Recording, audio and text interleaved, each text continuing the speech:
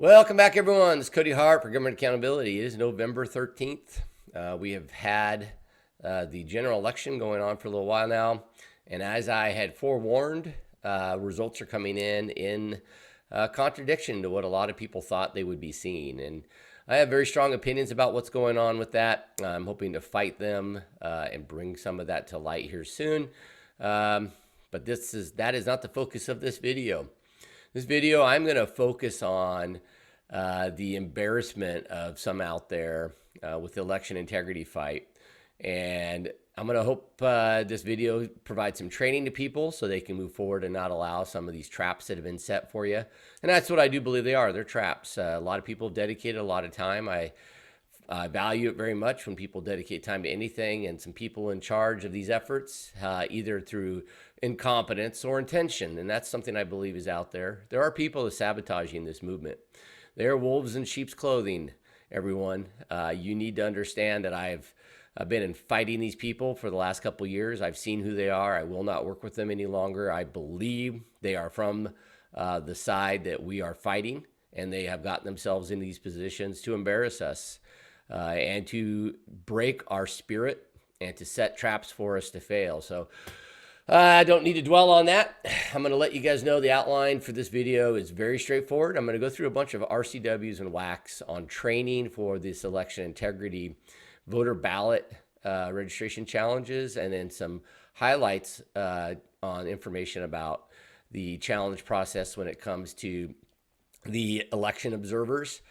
And then I'm going to close out by talking about really what's going on and somehow how deep this corruption is in this state when it comes to your rights, free and fair elections, and what the people in the state positions who do not have any power or who have taken the position they aren't going to enforce the law. So I'm going to share some of that at the closing so you know who not to waste your time with. But feel free to battle them all you want. So let's start off by going through this RCW here. I'm not going to read all of these in full length. I'm going to give you some highlights, and I'm going to make sure everyone knows a lot of this is very straightforward to me. I believe it. What I'm telling you is the right path, but it's in my opinion, and this is my opinion on how to do this, how to interpret these things. So feel free to look at this stuff all you want. Seek out your own information, and hopefully you'll find that I am right. But if not, find the right way for you. So first off, let's talk about the basis for challenging voter registration. One of the more embarrassing things that's happened out there lately is there's been groups who have said they are part of the election integrity fight, and they have used completely wrong process. They've wasted a lot of people's time because they didn't properly go through the process of challenging things that voter registration. I believe a lot of the findings are true, but they didn't follow the right process. So first off, RCW 29A08.810, basis for challenging a voter's registration, who may bring a challenge and challenger duties. So it's very straightforward. A registration of a person as a voter is presumptive evidence of his or her right to vote. A challenge to the person's right to vote must be based on personal knowledge of one of the following, and it gives you a number of items that you have to personally verify. Then it gives you means of verifying it if you choose to challenge that person's right to vote or that supposed person, because that may not be a real person that you're challenging. That's the other part about this. Must file an affidavit subject to the penalties of perjury. Okay, understand the severity of it, and I agree with this. This shouldn't be taken lightly. I have no problems signing my named affidavits, because if I say it's true, I believe it's true. So stop telling stories, start telling truth and fact. And it gives you a number of the things that you can go through to verify it. And this is what the legislature says they want you to do. Next, I'm going to point out challenges of registration forms and availability. This is RCW 29A.08.850. Now I'm going to let you guys know that the auditors aren't always complying with this. This law says the Secretary of State must provide forms for voter registration challenges, and the county auditor must make such forms available. All right.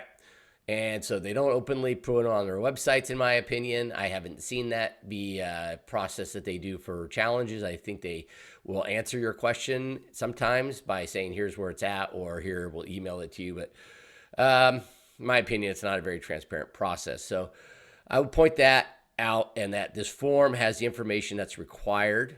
They say in here you don't have to use the form, but you have to use the information, and you must sign it before you submit it. Okay, that is a requirement too. You have to sign whatever you're saying as part of this. So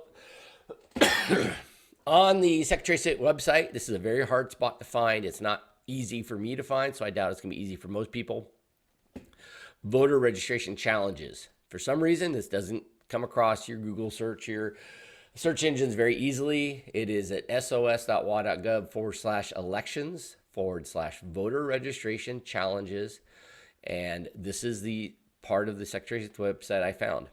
Now, according to what I opened up here, the form that they use currently, and this is 2022, the most current form on this, you will see in the bottom right corner here is 2012. I believe this is the most current version. I have yet to find a more current version, but maybe there's one. If so, use it, verify it yourself.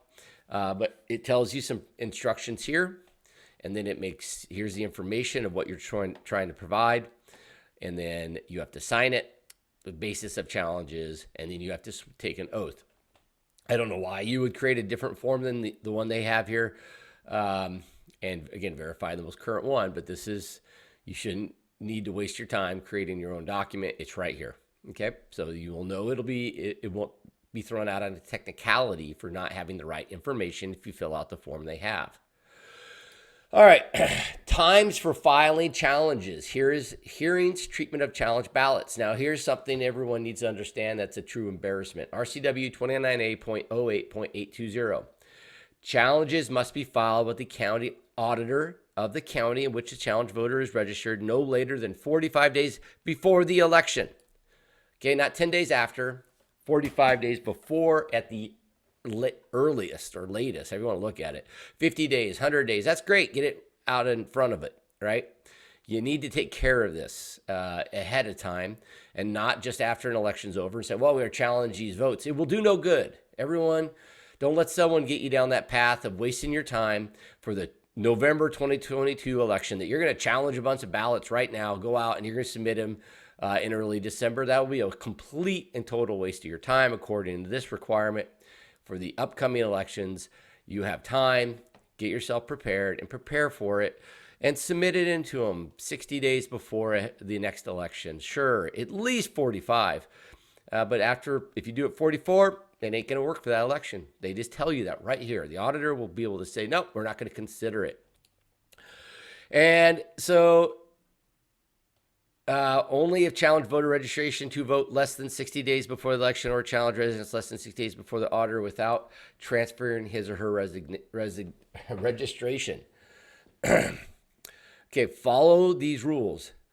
No later than 10 days before any primary general election or within 10 days. It has all this stuff outlined. Just read it yourself. Decide for your strategy. You're not going to go out and do this stuff the same day without verifying this stuff. So verify it all. And if you're running with a group that's doing this, there are a lot of man hours being wasted if you guys are not outlining how you are going to follow this. Okay, so again, here's the RCW 29A.08.820. It will give you the time frames for everything you need to do. Duties, RCW 29A.08.840. County auditor duties, dismissal of challenges, notifications, hearings, counting, or cancellation of ballots.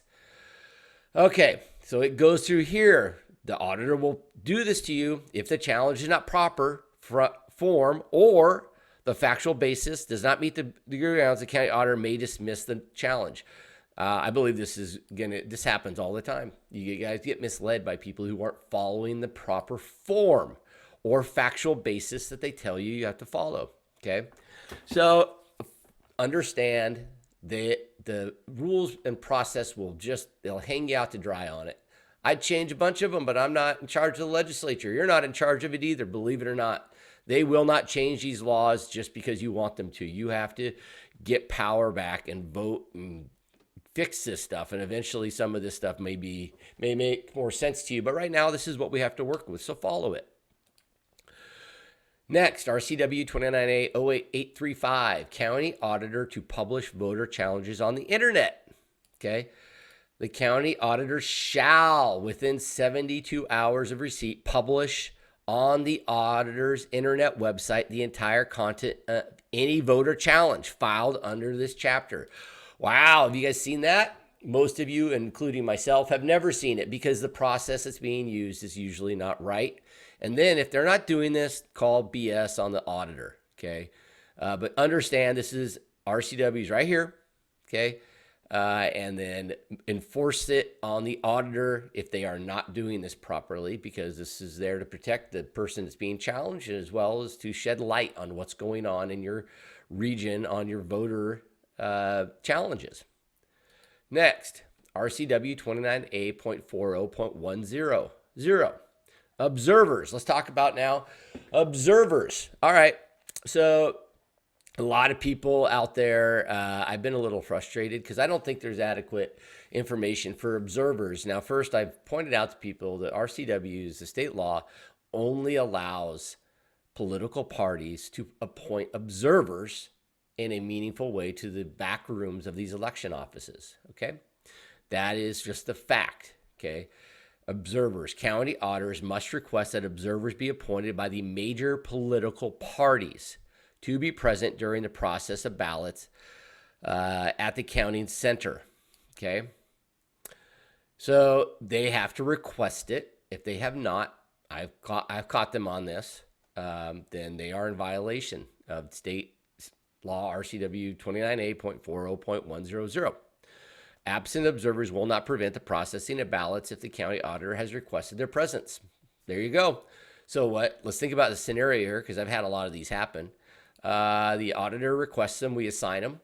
Great. Now they're going to move forward, and if they don't show up, that's the observer's fault.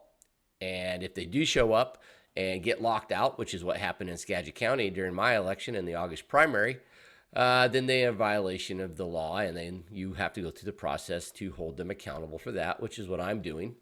But again, if you don't have them on the list, if you as a political party don't have people scheduled, they will use this every time. They'll say, oh, not our fault. You didn't have anyone scheduled. We're not in charge of your observers. Okay. So there.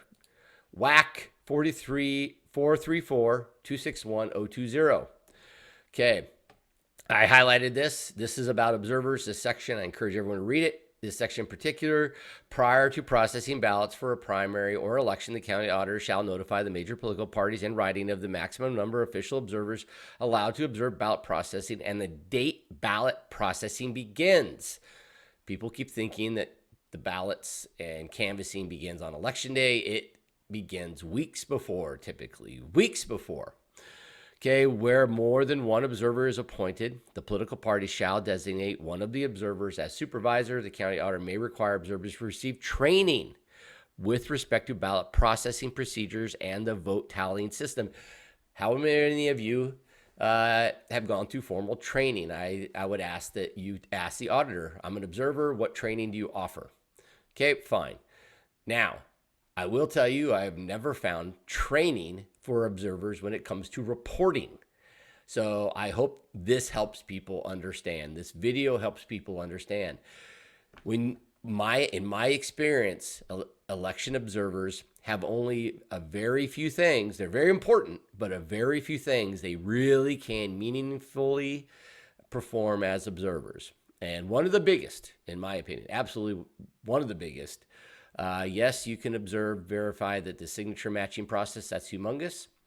But the ballot counting, as in you are an observer, you're verifying the amount of ballots that are being processed daily through the opening and packaging process, and then the amount of ballots that are running through the scanners. They are independent numbers. They are just done on a random basis from what I've seen. There is no statutory enforcement on sequence or anything of that. But in the end, you as an observer can say on this day, if all the observers understand this, we saw them open up and prepare for counting, let's say 5,000 ballots. Good. All right, 5,000 ballots. That's the most that could be done. And if you have that list of how many ballot envelopes were open every day, and you send an email in as the supervisor of the election observers to the auditor, and you say, Auditor, today our observers observed your office opening up and preparing 5,000 ballots for tabulation.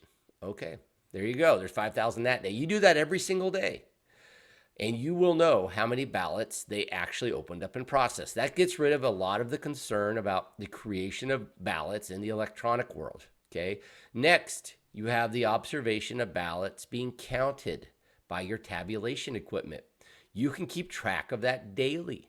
Just a total number. Hey, you guys scanned in 5,000 today, 4,000, 3,000, 8,000. The numbers will add up, and the two numbers should both be the same and represent the total number at the end. And I strongly recommend that the observers in every election office in this state who want this to actually mean something, send an email, and you send it to the auditor and say, we are your political party observers. I am your supervisor. Our observers today observed this many ballots being processed in these two situations. Let us know if you have a different tabulation or if you have any feedback on the amount that we provided you. Give them an opportunity. See if there's a contradiction. See if they argue with you. You, as observers, have powers in your political party that the public just generally doesn't have. Help reinforce faith in the system and help identify the problems of ballots not matching the total count at the end. This is one of the ways that you can do it. I really strongly recommend you guys start doing it out there, and do not keep these numbers secret until the end of the election, because they will do nothing to help. You can't do anything about it at the end. It won't help anyone. You'll just make an accusation that you have no time relevant verification of, and you've given nobody a chance to dispute it in a meaningful way. So do it daily and be done with it. And it's an email, document it, timestamp it, and see if they argue with you. And at the end, you will know if the total number added up to what your observers saw.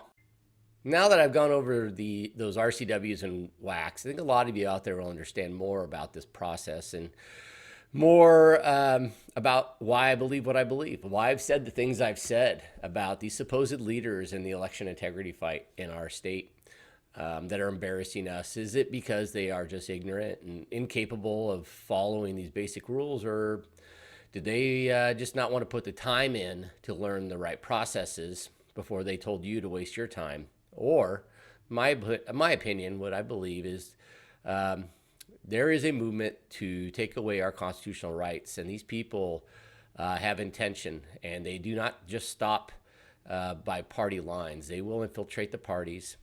They will lie to you about who they are and what their motives are, and they are there with the intention of doing what they have successfully done, which is to degrade the election integrity effort in our state. So this video is long. I'm going to move this closing it out to part 2. It's very informative. I hope you guys join me. And in that part, I will be going over the state reporting process, what I have found, sharing some examples so a lot of you out there don't have to waste your time, and to actually expose and shed light on the charade we have here in Washington about election crimes, reporting, and what they will tell you, what they've told me. So hope you join me for that video. Thank you.